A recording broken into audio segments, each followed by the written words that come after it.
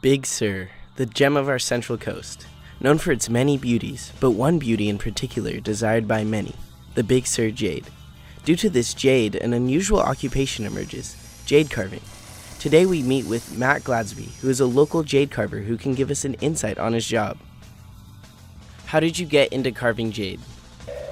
When I was like maybe 18, 19 years old, I lived in a house with few other surfers. They were all jade hunters, and these are the guys who got me basically into jade hunting. It was something I actually fought for a while. They were always trying to get me to go down and look for it, but it was never like naturally something that I was interested in. And then basically we got stuck down the coast like El Nino year or whatever, and that was my roommate's like, you gotta go now, we got nothing else to do, the road's not gonna open for another 3 hours. Yeah, and went down, found my first piece of jade, and then after that, it was like I totally got bit by the bug. Yeah, so kind of got a little bit of the jade fever just around hunting the stone. Do you still hunt for jade?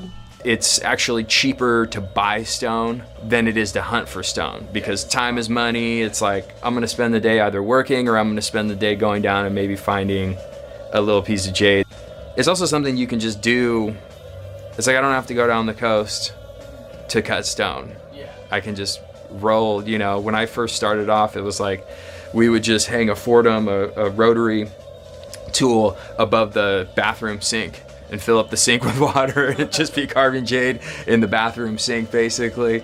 It was really primitive. There wasn't really people carving at the time either. And so all the way along the process of kind of discovering jade carving has been, there's no real model for it. And so here in California, we're kind of inventing the wheel. It's not like this long tradition in China or in New Zealand or wherever, So most of what I know, I've discovered on my own. Why use jade over other rocks? I didn't really choose jade. It sounds corny, but it's like I didn't really choose jade. It's not like this is something, again, like I was talking about how I didn't really want to go hunt for jade, but I did, and I got sucked into it.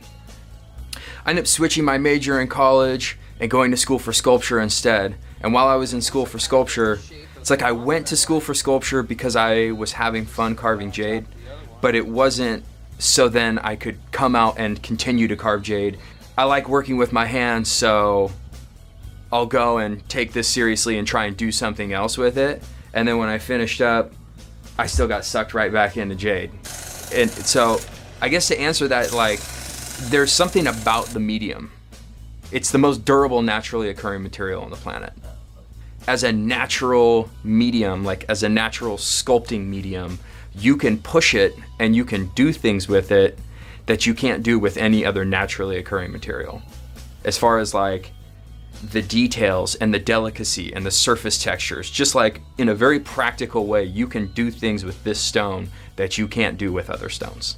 It has a high impact resistance. So diamond scratches jade because diamond's the hardest. Jade crushes diamond because it has the highest impact resistance. So it's strong. You would not be able to do, I do a lot of jade earrings, which are these thin little slices of this stone. Most stones, if you slice them this thin, they would probably just come apart as you sliced them. Or if you got a really thin slice of the stone, you could just take it and basically put no pressure on it at all and break it. Jade is almost the only stone earring that lends itself to doing a thin hanging type of earring. Any other stone or most other stones have to be kind of thick and heavy and weigh your ear down or whatever. So it lends itself to certain things. How long does a project take? It might take me a couple of 100 hours to do something large in marble just because of the hardness of the material, how long it takes to wear it away, how long it takes to surface it. Again, very practical things. In jade, all of those things, because of the toughness of the stone and the hardness of the stone and how technical it is to kind of work it, it requires that much more bandwidth that it's like a piece that's 7 inches tall takes the same 200 hours as a piece that's 7 feet tall in another medium. How do you handle mistakes? You learn from your mistakes.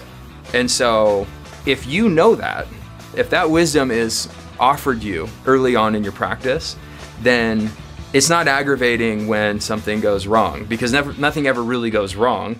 You're practicing on something, you practice to learn. So whatever happens while you're practicing, whether it's a success or whether it goes into your dead soldier pile, it's all learning, which is all a positive. I rarely have something go wrong anymore because I've done that enough now. It's like you learn to read the stone. You learn to do particular projects only in particular stones that lend themselves, or that you can read and are somewhat more predictable, if that makes sense. Why are there so many different jade? On the technical end of things, there's two stones that are considered jade. One is jadeite, one is nephrite. They're entirely different from themselves, but they have similar appearances and they're chemically different, they're structurally different. Meaning they're entirely different from each other, but within those things, they're similar. I know that might sound weird, but it's like the chemistry of those things is totally different, but they end up acting the same way, if that makes sense. They're around the same hardness. One's a needle fiber, interwoven fiber, so it's like this. So physically that's very different. That's nephrite, that's what we have here in Big Sur. The other one is like a square or granular kind of interlocking crystal, which is jadeite. And so they're both interwoven, and that gives them both durability. They both have similar physical appearance or whatever. So having said that, that kind of broadens the definition of jade, and as far as like where it comes from and its marketplace, and also its range of like, you have anything from commercial grade, maybe you don't even pick it up off the beach, let's say, or it's still technically jade, but it's so low quality that it's not even worth cutting into like a tile for your bathroom or something like that. Or maybe it's worth cutting into a tile for your bathroom. Or then maybe it's worth cutting into a medium piece of jewelry or doing a pair of earrings or this or that or the other. Or maybe it's a high-end piece of jadeite, very desired by the Chinese market, and that goes to the spectrum of the most expensive gemstone on the planet, outpricing rare diamonds. So rare jadeites are the most expensive gems on the planet. There's this huge spectrum between the two stones of quality and rarity, and depending on that, it's like you get colors from black, white, blue, and I guess I mentioned the two stones because both stones offer a different color spectrum, and then the brilliance of those colors within the stones are different as well. When you think of jade, you think of green, but there's a huge spectrum of colors with jade. Yeah, money's not part of it. You need to make. I mean, I didn't grow up with money. I grew up pretty, single mom, 4 kids. Really, actually, blue light special at Kmart. You know what I mean? Like, yeah, did not grow up with.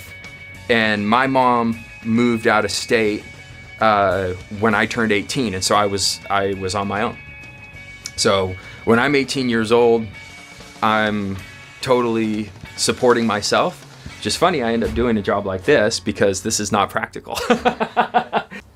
It's not, I wasn't afforded kind of like a security net. And so when I decided to do this, or when I started doing jade full time, which has been about 15 years now, actually put myself through college carving jade. It was because it was already happening. I was already selling work, and it wasn't that big of a leap of faith. It wasn't like, oh, I'm gonna like quit my job and jump all into this thing and see what happens. It was kind of like, I'm already making money doing this, and I'm also dividing my time in between working a job and going to college. What happens if I'm not working that job and I put more time into doing this, kind of a thing? And you can always go get another hospitality job. They're all over the place,